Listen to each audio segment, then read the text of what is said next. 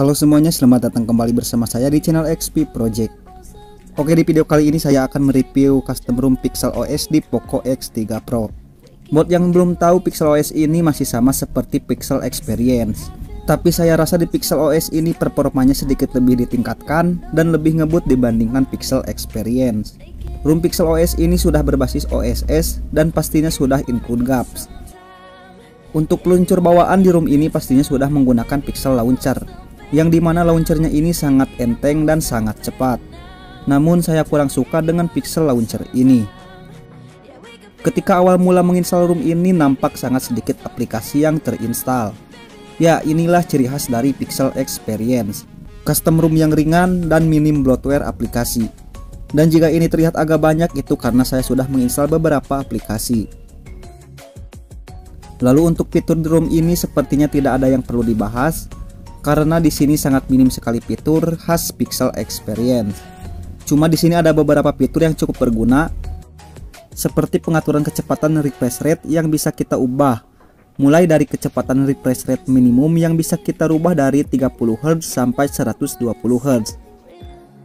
Begitu juga pada refresh rate maksimum yang bisa kita ubah dengan opsi yang sama, yaitu dari 30 Hz sampai 120 Hz. Untuk fitur ini tentunya sudah cukup berguna bagi penggunaan daya baterai. Dan juga fitur yang cukup berguna selanjutnya yang berada di bagian gestur, yaitu di bagian ketuk cepat untuk melanjutkan. Yang dimana di sini kita bisa mengambil screenshot, mengakses Google Assistant, memutar atau menjeda media, menampilkan notifikasi, dan melihat aplikasi terkini hanya dengan cukup mengetuk di bagian belakang ponselnya ini. Untuk versi Pixel OS yang saya pakai di sini berada di versi 12.1 yang berbasis Android 12L, dan untuk kernel bawaan dari ROM ini menggunakan kernel Mochi. Kemudian untuk kamera bawaan yang terinstall di ROM ini sudah menggunakan kamera Go, yang dimana untuk bagian ini juga saya kurang suka karena sangat minim sekali fitur di bagian pengaturan kameranya ini. Ya, meskipun untuk opsi ini masih bisa diatasi dengan menginstal Gcam, tapi jika menggunakan MIUI kamera sepertinya akan lebih bagus lagi.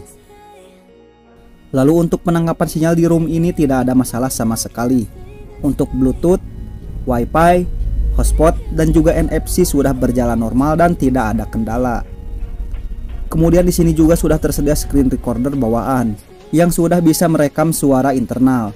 Namun sayang sekali di sini tidak ada pengaturan resolusi dan pengaturan FPS-nya. Untuk performa di ROM ini sudah cukup baik dan pastinya sangat licin bagi penggunaan sehari-hari.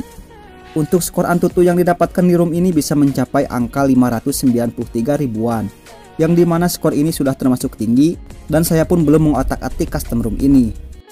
Untuk game PUBG M di sini masih dapat settingan default dengan performa gameplay yang terbilang mulus. Di ROM ini juga sudah ada menu seperti game mode, tapi di bagian dalamnya ini hanya tersedia untuk menampilkan FPS. Dan di bagian pengoptimalan sebelah kiri ini tidak bisa digunakan. Untuk game PUBG selama saya menggunakan berkali-kali dalam beberapa match belum menemukan frame drop dan berjalan stabil dengan 60 FPS. Lalu untuk suhu HP-nya akan terasa hangat apabila sudah bermain selama 3 match di game PUBG M ini. Kemudian untuk game Apex Legends, di game ini saya baru nyoba main dan settingan grafik Apex Legends ini ternyata masih belum bisa menggunakan grafik asli. Di bagian grafik ini saya menggunakan grafik normal dan FPS mentok kanan.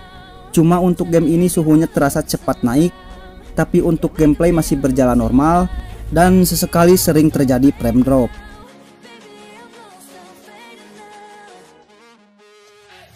Untuk tampilan di bagian baterai ini sudah berbeda. Di bagian ini sudah dibagi-bagi dengan data per bar seperti ini. Dan untuk satu barnya ini menyimpan data penggunaan baterai per 2 jam pemakaian. Jadi di sini saya dapat 3 bar dari terakhir kali baterai terisi penuh. Lalu untuk total SOT yang saya dapatkan di sini dapat sekitar 6 jam kurang dengan pemakaian yang sedang. Dan untuk pemakaian ini menurut saya cukup terbilang boros, tapi ini tidak terlalu boros.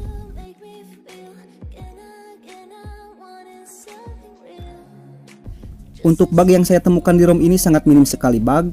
Saya baru menemukan satu bug saja, yaitu di bagian light mode.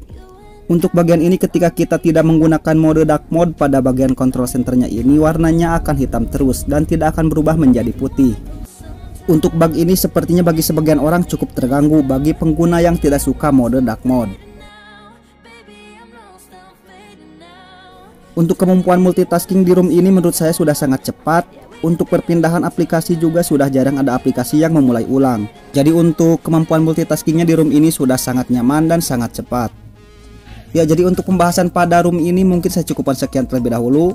Dan mohon maaf apabila masih banyak kekurangan dalam pembahasan video. Maka dari itu saya ucapkan terima kasih kepada kalian yang sudah menonton. Dan sampai jumpa di video selanjutnya.